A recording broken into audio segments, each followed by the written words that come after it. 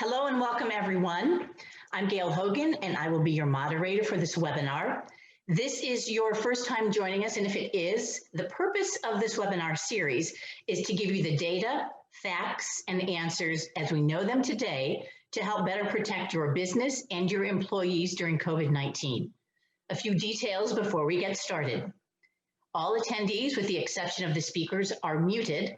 This session is being recorded and will be available at a later date. Throughout the webinar, you may submit questions for our experts through the chat icon at the bottom of the Zoom page, and we will try to answer as many questions as we can. If we cannot get to your question here, we will capture your questions and reply to you after the webinar, or you may email your questions to COVID-19 consulting@osumc.edu. Again, COVID-19 consulting@osumc.edu. Here with me are experts from the Ohio State University Wexner Medical Center. Please welcome Dr. Chandra Day. She is the Assistant Professor of Infectious Diseases at the Ohio State Wexner Medical Center and Medical Director of Clinical Epidemiology at Ohio State East Hospital. Welcome, Dr. Day. Dr. Andy Thomas is Chief Clinical Officer and Senior Associate Vice President for Health Sciences at the Ohio State University Wexner Medical Center.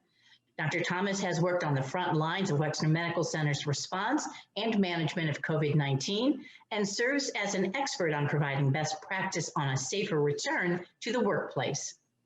Dr. Moeller is Chief Scientific Officer and Vice Dean for Research at the Ohio State University Wexner Medical Center and College of Medicine. Dr. Moeller is directing COVID-19 based research for the Medical Center and Wexner Medical Center's more than 100.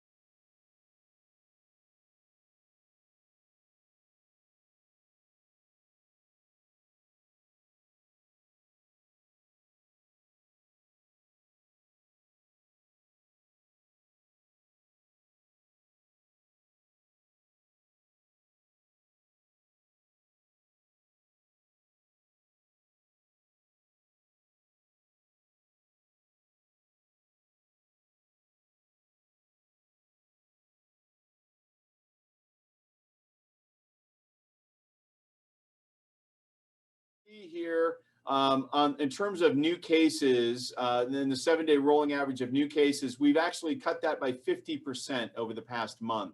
So we were having almost 200 new cases per day back in early September, and we're now down to under 100 cases per day if you get to the end of September. And we're just under the 100 cases per 100,000 metric, which allows us to go from red back to orange. So in general, it's a pretty good news story here locally in terms of the progression of cases going down. Obviously, some of our school districts are not open yet. Some are, but there's not been a large bump up in cases related to K through 12 schools opening.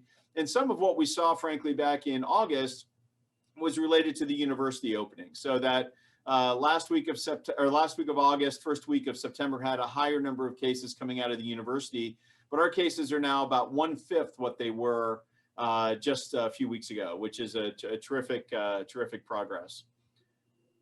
In terms of patients being in the hospital, this is a little bit of our experience here at Ohio State. Back in the spring, we were up in the 140 to nearly 150 patients in the hospital on any given day. Good news is out here, that blue line is our total number of patients in the hospital with COVID is down in the 60s. Certainly not quite where we were back in the end of August. We were slightly higher, but the difference is, and you can see the orange line here are cases for hospitalization in the community, and the red line are cases for hospitalization from the Ohio Department of Rehabilitation and Correction. So our community cases have continued to trend down since late August, which is great. But here in the last few days, or I should say the last couple of weeks, we've seen a couple of outbreaks occurring within the prison system around the state. And that's part of our responsibility as a state entity. We have a contract to care for those individuals. So a slight bump up in cases, but that's actually already starting to plateau and go the right direction.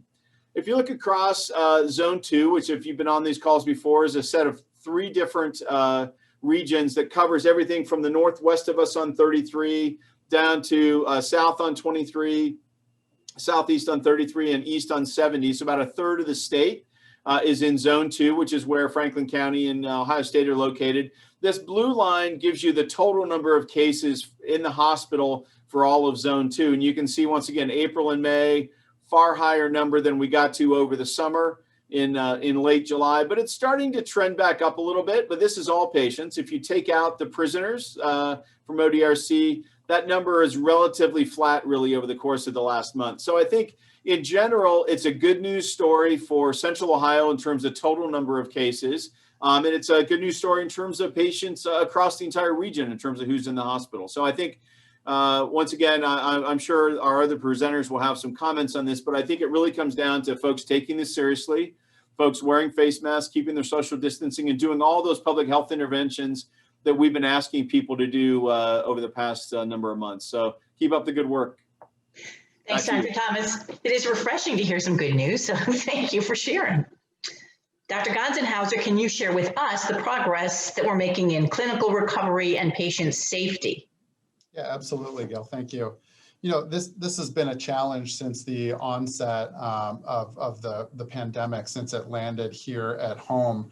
As a healthcare entity, our challenges have been multifaceted, as one can imagine. We have a responsibility not just for evaluating and determining how to best care for our patients and how to provide the highest quality of care for an infection that we're still learning a lot about.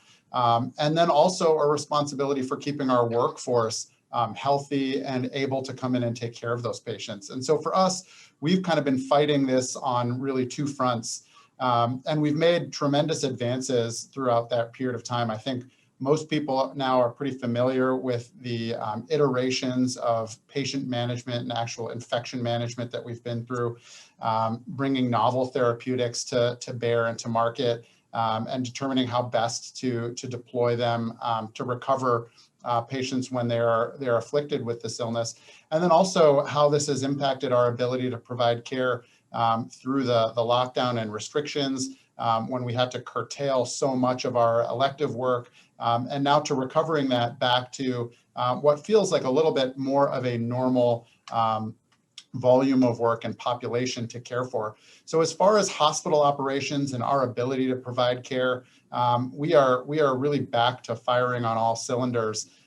We are no longer restricting any particular patient populations or specific procedures or anything of that nature. Our elective surgery and elective procedures are really back to full strength. And we've added to that the really exceptional ability to provide care virtually in a way that we've really never been able to before. So we've seen some silver lining to this, some advancement of our ability to care for a population through a mechanism that is highly convenient and approachable for them, accessible for them.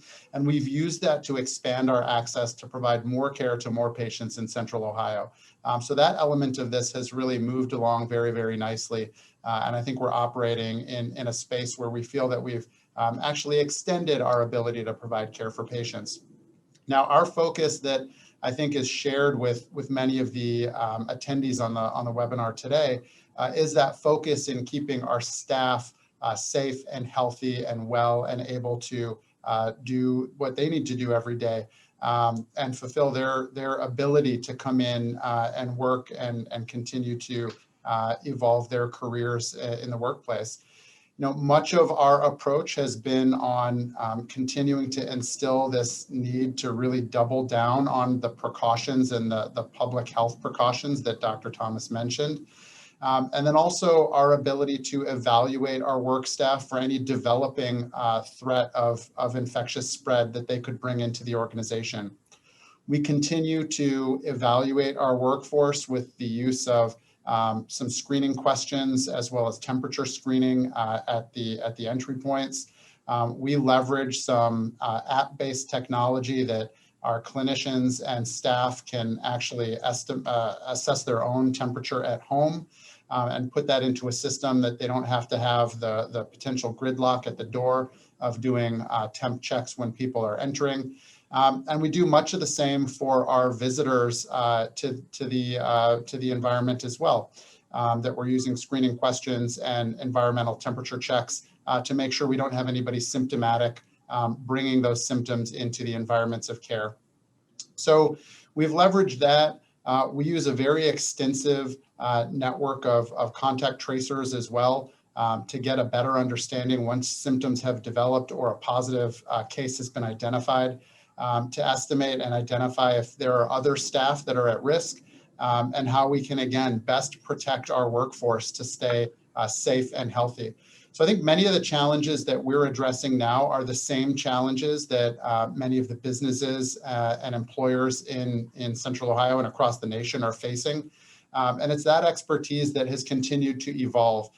We're continuing to try and find ways to provide that same safety net in the most unobtrusive way possible, and also try and make it as efficient as possible. So we have as few people under quarantine or kept out of work as necessary. And we want people obviously staying home when they represent a significant risk to either their own well-being or to those around them. But we don't want anybody staying home that doesn't need to be.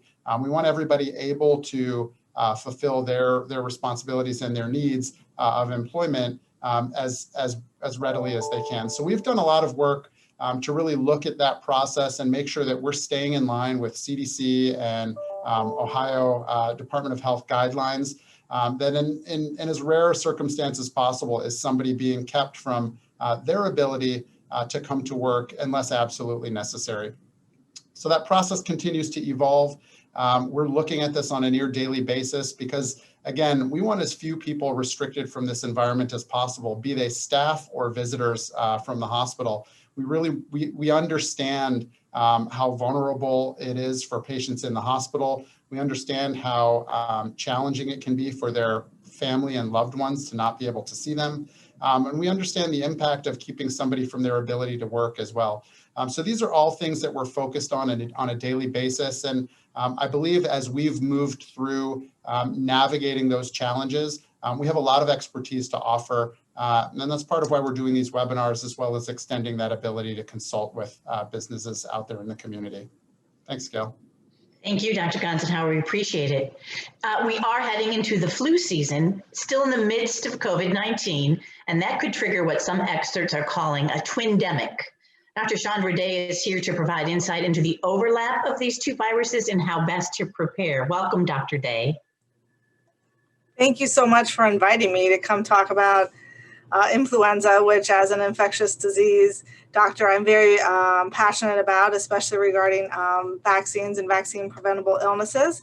And as we know with COVID, there's a lot that we don't know, and moving forward into an influenza season now in the time of COVID, what data do we have that can help us guide and potentially predict what may happen? So I'm going to share my screen.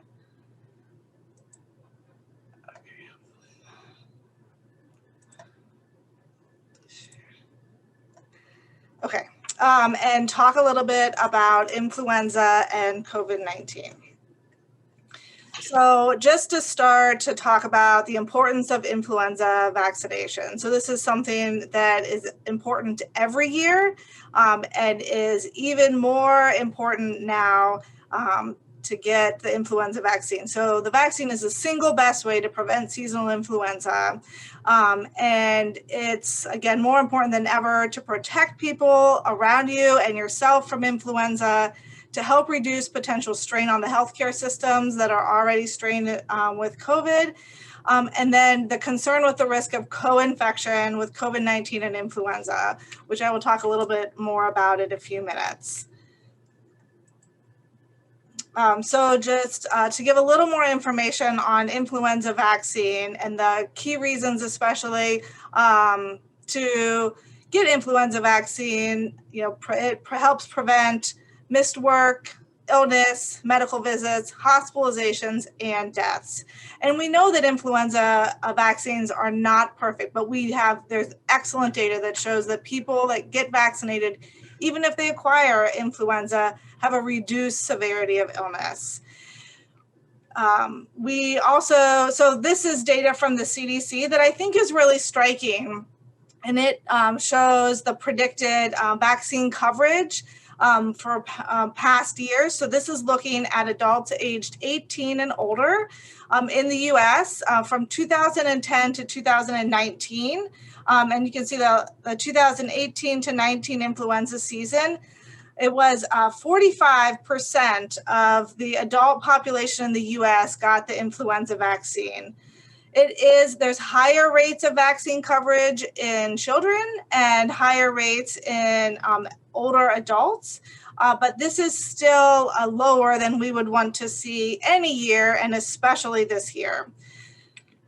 There's also a lot of concern and questions that are raised about vaccine effectiveness, and I just think this slide is so powerful to show that even if the vaccine effectiveness, like in 2018-19, when it was 29% effective, that was effectiveness overall, and the vaccine coverage was predicted to be at 49% overall, that still had a significant impact, with estimated to avoid 4.4 million illnesses, 58,000 hospitalizations, which on the slide from CDC, I like to point out, is about the number of students at Ohio State, and then 3,500 deaths.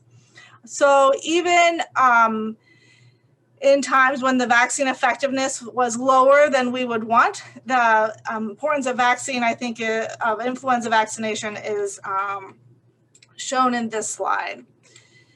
Who should get vaccinated? Pretty much everybody. Anybody over the age of 6 months or older should get an annual influenza vaccine. It's especially important for those at risk, so pregnant women, chronic health conditions, and those at high risk for developing serious influenza complications. One question that we commonly get is patients with egg allergies, and there are egg-free options for influenza vaccination that are available. And there are different influenza options. This table here outlines the influenza vaccine options that we have we offer to our patients and our staff here at Ohio State. And so it shows the options for 6 months to 49 years. We now have a flu block vaccine for those 50 to 64 years, high dose vaccine for 65 years and older, and then the high dose for those that are high risk, so in our transplant population. One thing that is important to note, that if there's a patient or somebody that's there to get a vaccine, the most important thing is to get any influenza vaccine. If you can get them, if they're high risk and you can get them one of the high dose or flu block vaccines, that's great, but getting any vaccine is the most important. And then to just highlight, this is adopted from the CDC website, but the benefits of workplace vaccination. So there's benefits to both employees and the employers. But of course, if people don't get ill and they don't miss time, if you give the vaccine in the workplace, they don't have to take off work to get vaccinated, and potentially the vaccine's already covered under employee health plans. And then, of course, the benefits to employees is reduced absences and then convenience. And I have many patients that are able to get their influenza vaccines at work, and it's something that they do on a regular basis. With COVID and the need for social distancing, workplace vaccination does raise a higher challenge this year, but it is definitely something to consider. And if it's not offered, to ensure that employees know the importance of getting an influenza vaccine. So what should we or can we predict or anticipate with this upcoming influenza season? So it is unclear how the COVID-19 pandemic will affect the influenza season. You can really there's arguments for concerns for a higher influenza season or a lower influenza season. So with social distancing and other measures, potentially we will see a lower influenza season. There is concern, and there's definitely been many cases reported of co-infection of influenza and SARS-CoV-2. And there's concern that they could co-circulate at the same time. Other thoughts is that one strain may dominate, either SARS-CoV-2 or influenza may dominate in circulation. But at any rate, if there is any sort of co-circulation of SARS-CoV-2 and influenza, this could significantly strain the healthcare system, both hospital and ICU capacity, which there's some modeling slides that I'll share, but also testing resources, because this requires similar testing platforms and reagents for testing of influenza and SARS-CoV-2. So that it's definitely something that we've been planning for and talking about here at Ohio State. So what sort of information do we have available to help us predict what our influenza activity may be like? Well, the Southern Hemisphere's influenza season is before ours, so this summer. So looking at Southern Hemisphere's influenza season was much lower than prior seasons. Part of this is felt to be due to social distancing and other preventative measures, as well as the concern that there may be fewer tests being done and fewer patients seeking care. But this is a graph from the World Health Organization through September 13th. And it shows, if you can see here, kind of weeks 19, which is through week 36, which is mid-September. Very few positive influenza tests from the Southern Hemisphere. And then this is data from Australia that shows influenza admissions in Australia. Oh, and this really highlights what a normal influenza season shows in Australia compared to this year. So the dotted lines are all prior years and influenza admissions. You can see their season typically starts in June and lasts through the end of October, with a peak in admissions usually in August to September. And this bolded red line really shows a very flat influenza season and flat influenza admissions in Australia. So that is a bit of hopeful news that potentially the Northern Hemisphere influenza season may be less serious than we've seen in prior years. The other graph that I think is really helpful in potentially showing that maybe we could have a less of an influenza season is this is the influenza 2019 to 2020 from the US. This is from the CDC. And this shows the prior seasons in the dotted lines, and then 2019 to 20 is the solid line. And you can see that the number of positive influenza tests really decreased earlier than we'd seen in prior seasons. Usually there's a influenza season lasts longer, and we see kind of a lag, and usually influenza B that comes later in the season. And we did not see that, although you must take into consideration that there were fewer influenza tests being done, but this was with a large shutdown and significant decrease in travel. And we know that influenza can be significantly associated with travel and as well, and that's how it oftentimes travels around. And then I just wanted to show what we saw here at OSU as far as influenza over the 2019 and 20, which really matched what was seen throughout the country. And you can see the green in the background is the 10-year average of influenza-associated admissions here at OSU. And then we had a pretty significant influenza season last year with a large number of admissions. And then around mid-March, when everything shut down, a very rapid drop-off earlier than we typically see in influenza-associated hospitalizations. And I do want to point out that we were doing for most of our COVID testing at the quick test stations, we were doing influenza tests as well. So we did continue to do a significant number of influenza tests here. But even if we have an attenuated influenza season, there is many patients still will require admission. And this is just data from the University of Washington that I think can be very sobering as far as predictions heading into the winter. So this is the prediction for Ohio, looking at estimated infections. And this is overall infections. And so a prediction that it will likely increase. This green line is if there was excellent compliance with universal masking. And so I think this projected is based on the observed masking compliance. And then just looking at hospital admissions. And so you can see all beds available. There may still have some availability, although it doesn't leave a lot of room for all other admissions. But the ICU is what's the most sobering, where if this prediction holds, we would be hard pressed to have enough ICU beds. And then if you take this is with a COVID model, if you take that and add influenza on, it could be very significant. So everything that we can do to reduce the spread of influenza and COVID in the workplace is critical. So the number one thing is that everyone needs to get an influenza vaccine. Like I mentioned, there are very few patients that cannot get an influenza vaccine, anybody over the age of 6 months.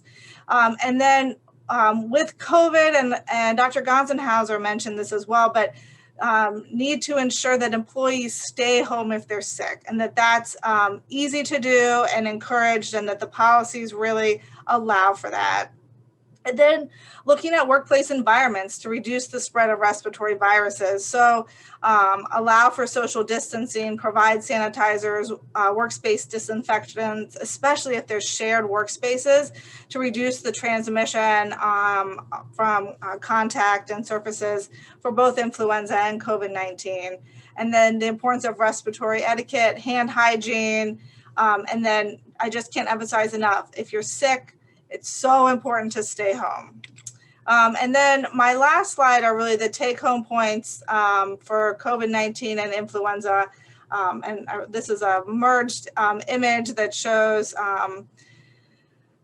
both influenza virus and SARS-CoV-2 virus. But again, emphasizing the importance of getting the influenza vaccine, practice physical distancing.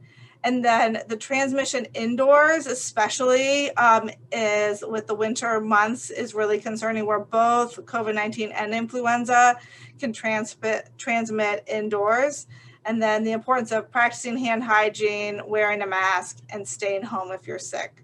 So while there's some of the data from the Southern Hemisphere and from our last influenza, the end of the last influenza season, may show that there could be a less of an influenza season. Again, we don't know. And there's additional studies that have shown concern that infection with influenza or COVID-19 may actually predispose somebody to acquire viral infections otherwise. And so the concern for co-infection is a true concern. And the severity of illness for just one, whether it's influenza or COVID-19, can be devastating for patients. So having to fight both infections and the strain on both the individual patients and their health, as well as the health systems, could be very significant. And so with influenza, we do have a vaccine available. And so I just can't emphasize enough the importance of getting vaccinated. The other thing that we've been working a lot here at the medical center is to ensure we have the ability to rapidly obtain tests for patients because we do have antiviral therapies that are effective for influenza, especially if they're given early. So there's been a significant amount of work to allow for testing in both outpatients as well as our inpatients for influenza, so that those patients that meet indications or potentially benefit from antiviral therapy for influenza are able to start that medication to reduce their risk of complications. And so that's the end of my slides. Dr. Day, thank you. And I got mine. I got my flu shot already, so there I get a gold star. Thank you. Dr. Mueller, how about an update on testing? Sure, I'm happy to. So for some reason this week, we've had a lot of questions about testing, and so happy to provide some information. In fact, a lot's changed since the last time we spoke, Gail. So at Ohio State Wexner Medical Center, we now are just about to perform our 250,000th test for COVID-19. So we're up above 240,000 tests that we've done, which is really exciting. And a lot of props go to the people in the lab that are doing the test. We are starting to see some new technologies that are going to allow us to do additional testing. And for the folks that are in businesses across Central Ohio, some things that are not quite ready for prime time, but are getting pretty close. So when we look at companies that are, when we look at industries now that are coming out with tests, which are point of care tests, meaning that you could do them on site. They don't require equipment, but allow you to see if you're infectious for COVID. So these are called antigen tests, and these are going to be tests that instead of being sort of $100 to $120 per test, are kind of in the $5 to $15 per test. The one that was announced by the White House this week is called the Abbott Binax test. And we're going to start to see and hear a little bit more and more about those tests really across Ohio, but across the country. Again, they allow you to see whether you're in the most infectious part of the cycle of infectivity. But importantly, they do have a lot of false negatives, meaning that you might test negative, but still have some viral load or have some viral particles that still contain the RNA. So we still believe in the gold standard for COVID testing, which is the PCR test that looks at the RNA. And again, we're continuing to see a ramp up across not only the state, but of the nation of these COVID tests. In addition to testing, a lot that's happening in research, as you know, Gail, and we've really been pushing a lot of this work. A lot of work in our infectious disease division and internal medicine on the development and testing of new vaccines. So vaccines for COVID versus just vaccines for the flu, as Dr. Day just mentioned. So again, there's a lot of things that aren't great about COVID, but we're seeing a lot in discovery that, as Ian mentioned earlier, that if we can help the community to discuss, what's the appropriate type of test, what's an inappropriate type of test, how often do we need to test? These are conversations that myself and Dr. Day and Dr. Thomas and Dr. Gonzenhauser are having really on a daily and almost hourly basis with people across the community. And so if we can be of help to you and your teams of folks that are on the webinar, please let us know. Dr. Mueller, we're going to take a few questions now. And one is what you just talked about, is this antigen test. Yes, we have heard more about it lately. We've also heard it's not as reliable. So should employers even think about doing something like that if they really aren't sure it's going to, in the long run, help them? Right. So, and I'm going to encourage my colleague, Dr. Thomas, here in a second to chime in as well. But I think what all of us would say on the call or the webinar today is that there's the right test for the right person, or there's a right test for the right individual. And you know, a lot of us have talked about these in terms of telescopes and binoculars, right? Where if you want to be very close and incredibly accurate, but you're willing to lose a little bit of time in getting the result, you know, you use the telescope. And in that case, that's the PCR, or the RNA test. It's going to be the most sensitive, the most accurate. It's going to be a little bit more expensive, and it's going to take a little bit more time. And so those are the tests that we're doing on sort of people that are getting tested before they have surgery, where we have to be right every time. Now, contrast that with or compare that to the antigen test. Think of that a little bit more like binoculars, right? Where you can look at a little bit faster. You know, you don't have to have the same type of training to be able to perform, to run the binoculars versus a telescope. You can make a lot of them very quickly and get them out. And so it's going to be able to see a lot of people quickly, a lot of people on site. You may miss a few stars with your binoculars, the really low sort of stars that are a little bit further out, but it's another way to test. And so again, the people that get those, you know, maybe not, it doesn't need to be 100%. So again, that's the kind of things that, you know, that we would like to answer for the groups in Central Ohio. And I don't know, Dr. Thomas, do you want to maybe expand on that? Because that's a really important question. You know, it really is, Peter. And I think especially when you look at the antigen testing, I think one of the best use cases that we've seen so far with that are people that are tested repeatedly over and over again. Because one of the ways that an antigen can have a false negative is that someone's early in the disease and the amount is still increasing in terms of virus that they have in their system. Hence, you might miss it on Monday, but if you test them again on Wednesday, they're going to be ramping up and you're going to still catch it prior to them becoming symptomatic and contagious, would be the hope. For example, the Big Ten is using this for football. I think we're going to have that discussion here in a couple of weeks in terms of how the Big Ten will be utilizing those. Number that Peter's mentioned, the Abbott announcement this week, the state's going to be receiving those, and we're working with the state to actually figure out what's the best use case. Is it nursing facilities? Is it K through 12 education? Is it colleges and universities? Is it first responders? Is it critical infrastructure workers? What would it be to actually use those tests in a repeated fashion with a group of people over time? So there's no doubt that the gold standard still remains the PCR test, but as Peter said, it's anywhere from 12 to 24 hours here at Ohio State. Some other sites, it's longer. It's incredibly accurate, but it's a little more costly and it takes a little more time. So much like many things in business, there are trade-offs between getting it done quickly, getting it done certainly somewhat accurately. We don't want tests that are inaccurate, but it's really understanding the use case for whichever intervention you're going to do. And that's probably the key part from any business's perspective or employer's perspective. Here's a question that just came in. With the politicization of COVID, are all of you still confident in the CDC and CDC guidelines, or should employers be looking to the NIH and the World Health Organization?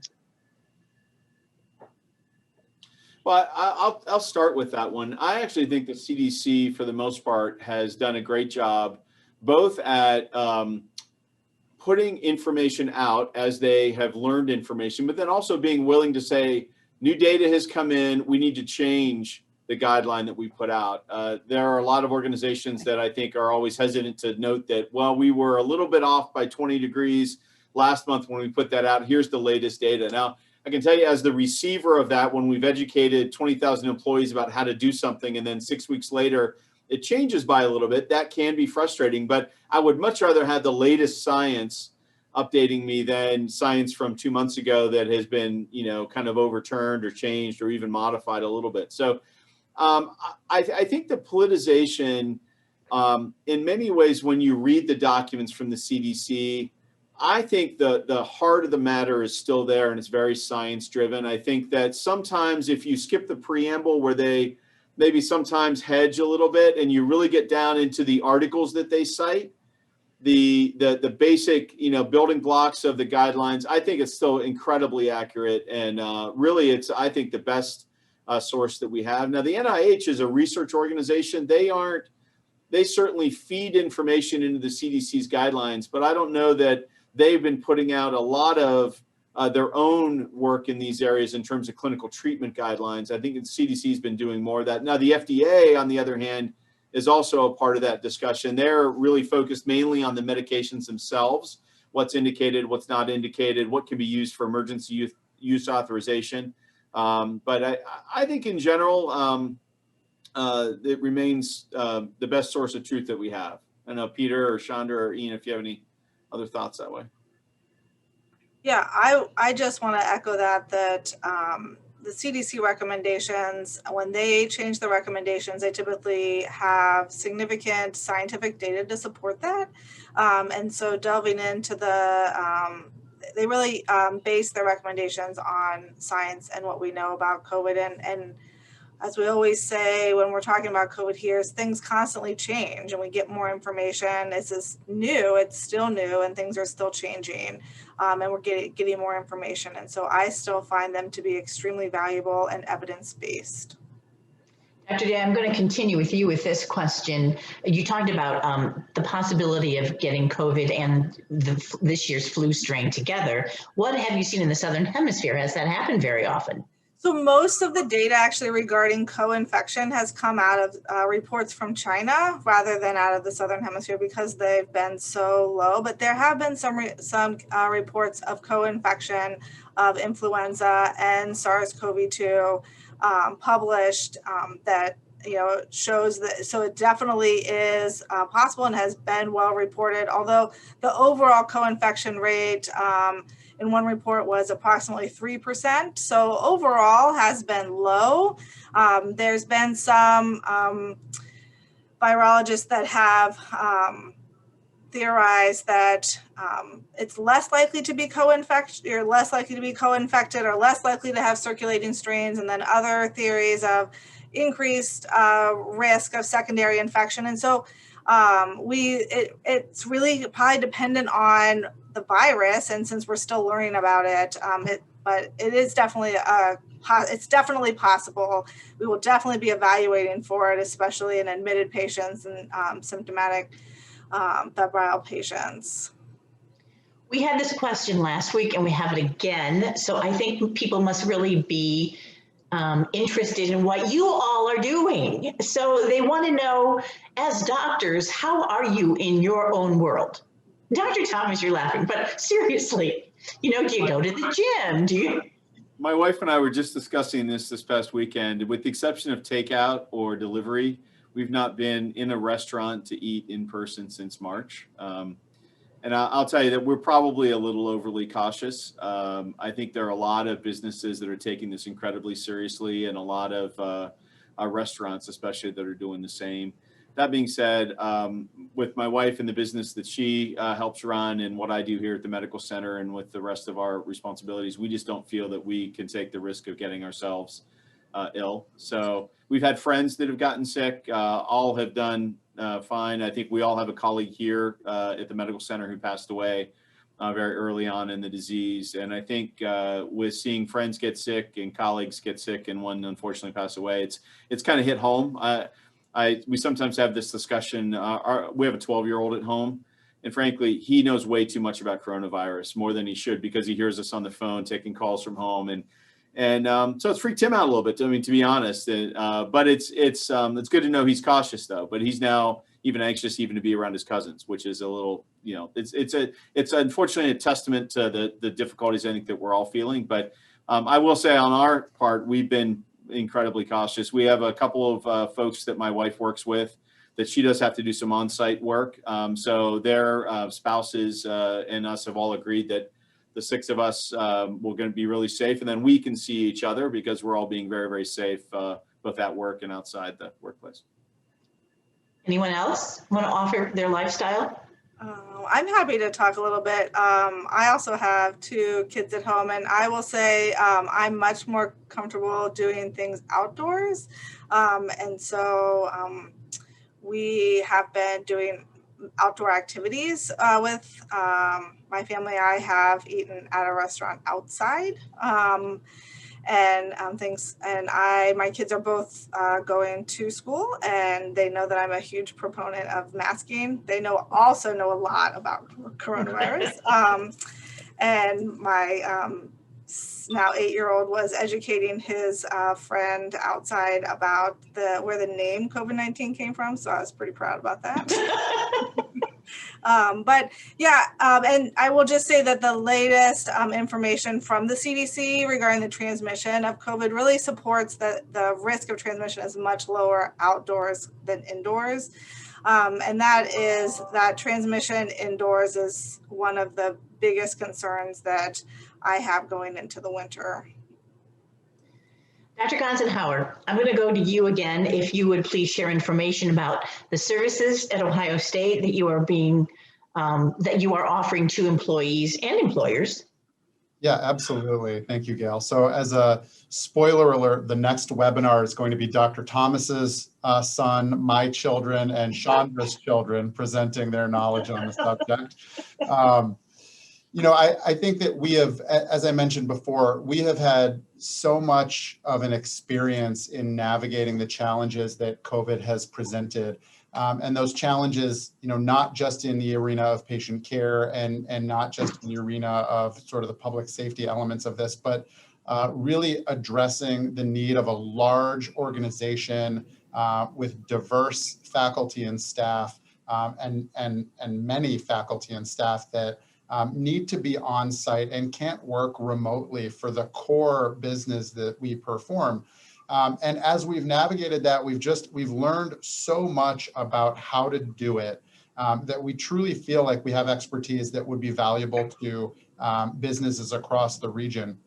And what we've put together to try and deliver that really in a package that suits the needs of any individual entity is a suite of offerings that we're really still finalizing and developing right now. But they really span from things like this webinar that we're committed to providing for free for the region, so that you can be up to date with our latest learnings and evolutions in how we're managing this, right down to comprehensive agreements where we can provide on-site evaluation and on-site consultation and training of individuals, to everything in between. So from the webinars that we're providing to opportunities to train a safety officer, if you will, for your organization, somebody who can be the source of truth for your organization, who can help with decisions about who may need to be quarantined or who may need to be tested,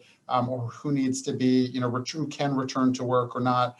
All of those sorts of questions, ways of weeding through the myriad different sources of information, or just understanding the CDC guidelines and transitioning or turning those into actionable frameworks for your organization, training somebody to be that safety officer, if you will.